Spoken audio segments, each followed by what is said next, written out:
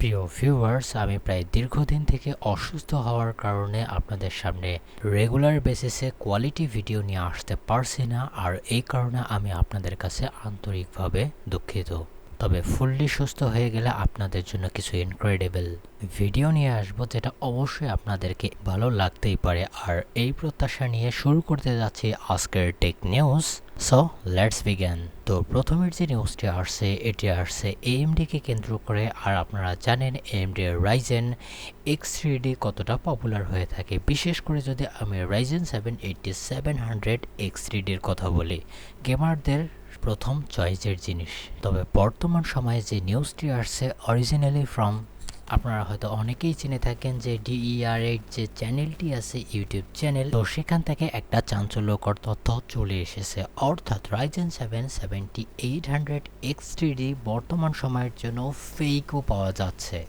By the way, তারা কিন্তু directly যে এএমডির কাছ থেকে বা ওয়েল নন রিটেলারের কাছ থেকে কিনেছে তা কিন্তু না। এখানে রোমানিয়ার একটা আউটলেট ছিল, যেটাকে তারা বলছে ওয়েলএক্স, অর্থাৎ এটা একটা মার্কেট প্লেস, যেটা আবার ফেসবুকের থ্রু হয়েছিল। তবে হ্যাঁ, এখানে প্রথম দেখায় ফিজিক্যালি চেনার উপায় নেই যে এটা ফেক জিনিস। যখন পারফরমেন্স টেস্টিং হলো বা এটাকে যখন খোলা হয়েছে আইএসএসটা, তো তখনই বোঝা গিয়েছে যে এটার ডাই ঠিকঠাক অবস্থায় নেই, যেটা থাকার কথা ছিল এই পার্টিকুলার X3D সিপিইউটির। তবে হ্যাঁ, এখান থেকেই বুঝতে পারছেন যে এটা কতটা কনসার্নের বিষয়। দেখুন, আইএসএস এর মধ্যেও লেখা আছে X3D, আবার এখানেও আরেকটা বিষয়কে ক্রেডিট দিতে হয় তার প্রাইস, অর্থাৎ অনেক কম দামে কিন্তু এটা সেল হতে পারতো ব্রডলি। তো সেক্ষেত্রে কিন্তু এটা কট খেয়ে গেছে thanks to this YouTuber. And seriously আপনাদের একটা বিষয় বলি, আপনাদেরকে যদি আপনি এর আগে আপনাদের বেশি কম্পিউটারের এক্সপিরিয়েন্স না হয়ে থাকে বা বেঞ্চমার্ক সম্পর্কে আপনাদের অতটা আইডিয়া নেই, আপনারা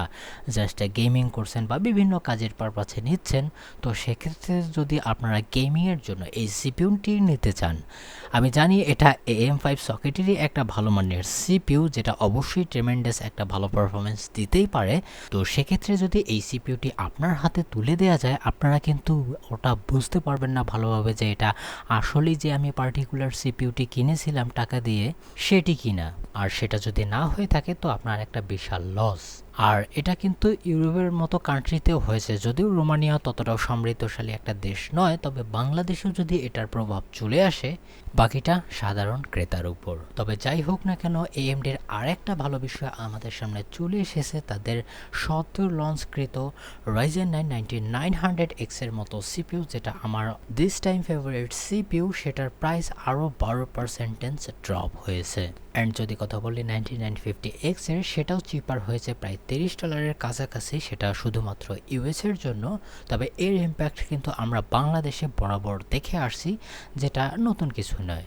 তারপরের যে নিউজটি আসছে সেটি অনেকের জন্য স্যাড হতেই পারে, আমার জন্য, কারণ দীর্ঘ 27 বছর তাদের সার্ভিস দেওয়ার পর আমাদের প্রিয় একটা ওয়েবসাইট অথবা প্ল্যাটফর্মও বলতে পারেন, সেটি বন্ধ হয়ে যাচ্ছে। অ্যানান্টিকের নাম আপনারা অনেকবার শুনেছেন, আমি অনেক ভিডিওতে তাদের ওয়েবসাইটে ধারণকৃত অনেক তথ্য আপনাদেরকে দিয়ে দিয়েছি, যেটা শাটিং ডাউন হতে চলেছে, অলরেডি হয়ে গেছে। তাদের জন্য অবশ্যই আমাদের শুভকামনা সবসময় থাকবে।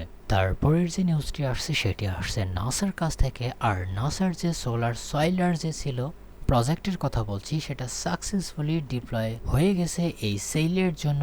আর সবচেয়ে ইন্টারেস্টিং পার্ট হচ্ছে এটাতে কোনো ফসিল ফিউয়েল বা যে কোনো ধরনের ফিউয়েলের ব্যবহার হবে না। এটি শুধুমাত্র বা এটাকে অরবিটে নিয়ে আসার জন্য আইএসএস শুধুমাত্র সোলার এনার্জি ব্যবহার করেছে, অর্থাৎ সান থেকে যে এনার্জিটা আসে সেটাকেই ব্যবহার করে এটাকে ডিপ্লয় করা হয়েছে। আর এটা advance composition solar cell system, অর্থাৎ ACS3, যেটা প্রচণ্ড রকমের কস্ট এফিশিয়েন্ট হবে, যেটা সামনের দিকে স্পেসের জন্য একটা আলাদা লেভেল তৈরি করে দেবে এই ধরনের লাইট ওয়েট প্রজেক্টের ক্ষেত্রে। তারপরের যে নিউজটি আসছে এটি মূলত হেলথ রিলেটেড, অর্থাৎ এখানে একটা বিষয় আমাদের সামনে চলে এসেছে, যেটা অনেকটা ইন্টারেস্টিং বলতেই পারেন অথবা একটু ভয়েরও বলতে পারেন। কারণ সাধারণ যে ইজি ব্লাড টেস্টগুলো হয়ে থাকে, আপনারা সাধারণভাবে যেটা করে থাকেন, সেটা আগে থেকেই হার্ট ডিজিজের যে রিস্ক সেটা আছে কি না সেটা কিন্তু আগে থেকেই অনেকটা প্রিডিক্ট করা যেত, যেটা অনেক দিন থেকেই ব্যবহার হয়ে আসছে। আর ভয়ের কারণ কেন বললাম, যদি আপনাদের সামনের দিকেই চলে আসে যে আপনার রিস্ক আছে, তো প্রথম দিকেই একটু ফিয়ার ফিল করতে হয়, যেটা অনেক সময় প্লেসিবো ইফেক্টের বিপরীতেও কাজ করে। তবে এর ভালো পার্ট হচ্ছে আপনি আগে থেকেই জানতে পারছেন যে আপনার এই ধরনের সমস্যা হতে পারে কিনা, তার ফলে কিন্তু আপনি একটা ভালো কিওর বা সলিউশনের দিকে ধাবিত হতে পারেন।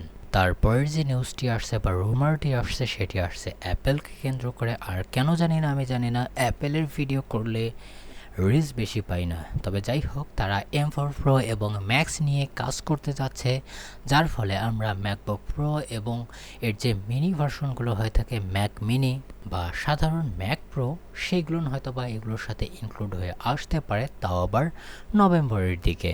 দেখার বিষয়ে আসলে তারা কীরকম পারফরমেন্স করতে পারে আর্ম বেস আর্কিটেকচার হয়ে।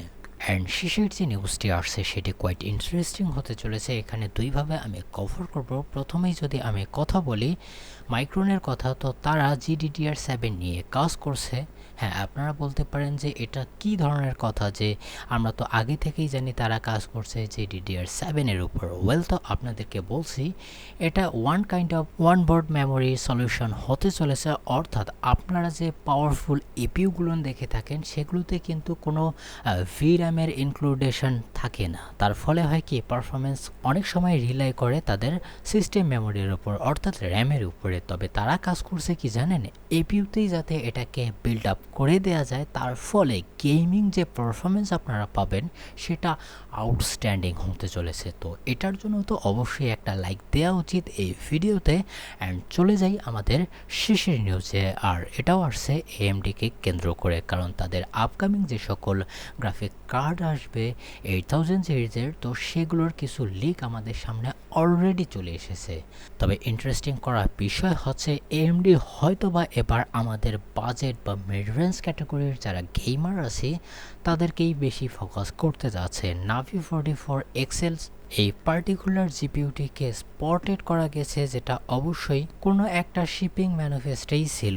ইটস মিন এটাকে আমরা অ্যাকুরেট ধরতেই পারি। আর এটা কোন ধরনের গ্রাফিক কার্ড হতে পারে, ওয়েল, তো এটা বিলং করবে RX 8600 অথবা এই সিরিজের যে সকল গ্রাফিক্স কার্ড হবে, যেটা আমরা 7600-এ দেখতে পেরেছি অথবা 6600-এ, অর্থাৎ বাজেট বা mid range oriented graphics card এটা হতে চলেছে, যেটার শিপিং ম্যানিফেস্টের বিষয়টি আমাদের সামনে চলে এসেছে, যেটা আবার অফার করতে পারে ম্যাক্সিমাম 8GB GDDR6 এর মেমোরি উইথ 128 বাসের সাথে।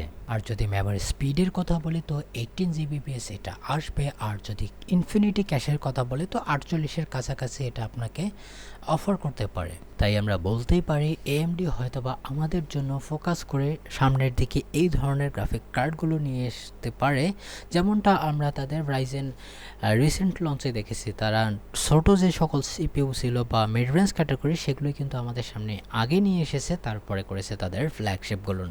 এটা যদি হয় এবং ভালো প্রাইসে, আর 7600 XT-র যে যদি মোটামুটি একটা ভালো পারফরমেন্স দিতে পারে, আমরা এটাকে অ্যাপ্রিসিয়েট করতেই পারবো। আই হোপ যে আমি আপনাকে নিরাশ করিনি। যদি করে থাকি অবশ্যই ডিসলাইক দিয়ে দিবেন, না করলে লাইক, কমেন্টে আপনার মতামত অবশ্যই জানাবেন। আর কেন জানি না আপনারা সাবস্ক্রাইব করতে ভুলে যান, করে ফেলুন।